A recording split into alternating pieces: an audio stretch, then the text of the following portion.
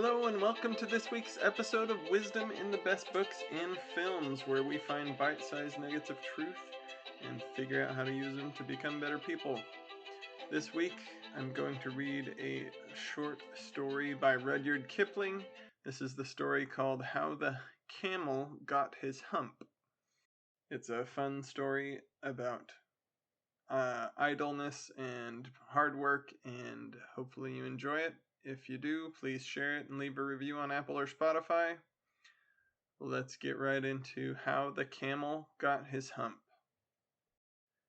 In the beginning of years, when the world was so new and all, and the animals were just beginning to work for man, there was a camel, and he lived in the middle of a howling desert because he did not want to work. And besides, he was a howler himself. So he ate sticks and thorns and tamarisks and milkweed and prickles. Most excruciating idle.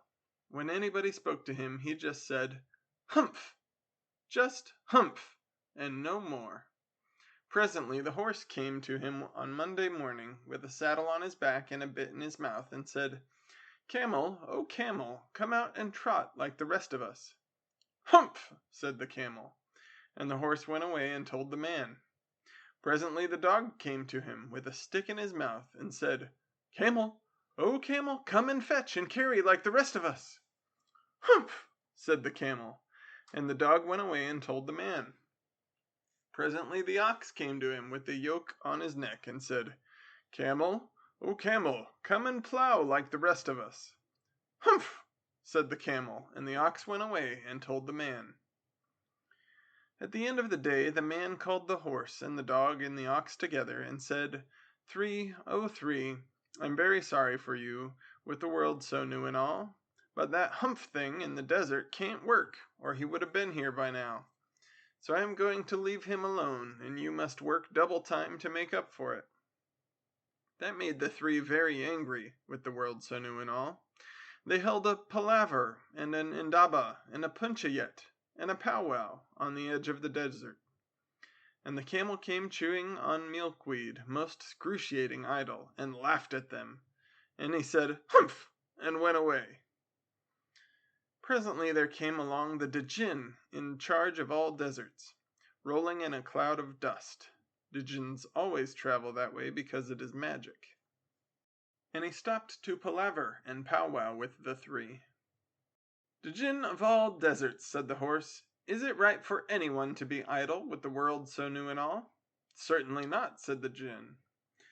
"Well," said the horse, "there's a thing in the middle of your howling desert, and he's a howler himself, with a long neck and long legs. He hasn't done a stroke of work since Monday morning. He won't trot." "Whew!" said the djinn, whistling. "That's my camel, for all the gold in Arabia. What does he say about it?" "He says, 'Hump!'" said the dog, "and he won't fetch and carry." "Does he say anything else?" "Only hump, and he won't plow," said the ox. "Very good," said the djinn. "I'll hump him, if you will kindly wait a minute." The djinn rolled himself up in his dust cloak, and took a bearing across the desert, and found the camel, most excruciatingly idle, looking at his own reflection in a pool of water. "My long and bubbling friend," said the djinn, "what's this I hear of your doing no work, with the world so new and all?" "Humph!" said the camel. The djinn sat down, with his chin in his hand, and began to think a great magic, and while the camel looked at his own reflection in the pool of water. "You've given the three extra work ever since Monday morning, on account of your excruciating idleness," said the djinn, and he went on thinking of magics, with his chin in his hand. "Humph!" said the camel.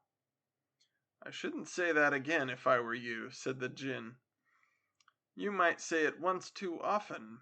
Bubbles, I want you to work." And the camel said, "Humph!" again, but no sooner had he said it than he saw his back, that he was so proud of, puffing up into a great big lolloping humph. "Do you see that?" said the djinn. "That's your very own humph that you've brought upon your very own self by not working. Today is Thursday, and you've done no work since Monday, when the work began. Now you are going to work.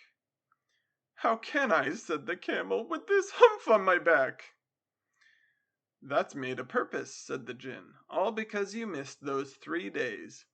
You will be able to work now for 3 days without eating, because you can live on your humph. And don't you ever say I never did anything for you. Come out of the desert and go to the 3 and behave. Humph yourself."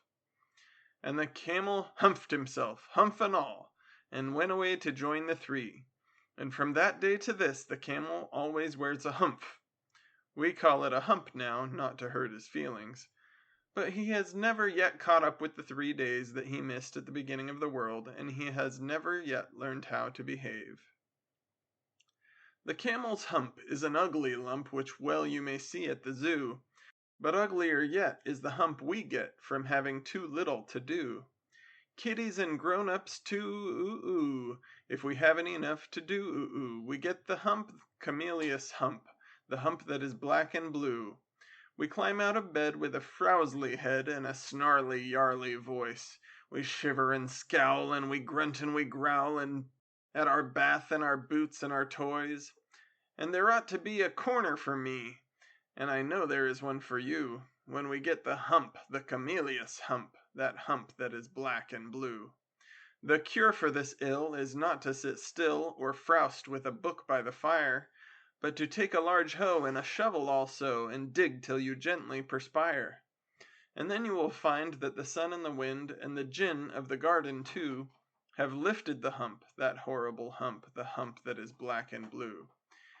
I get it as well as you, if I haven't enough to do. We all get the hump, the Camellius hump, kiddies and grown-ups too.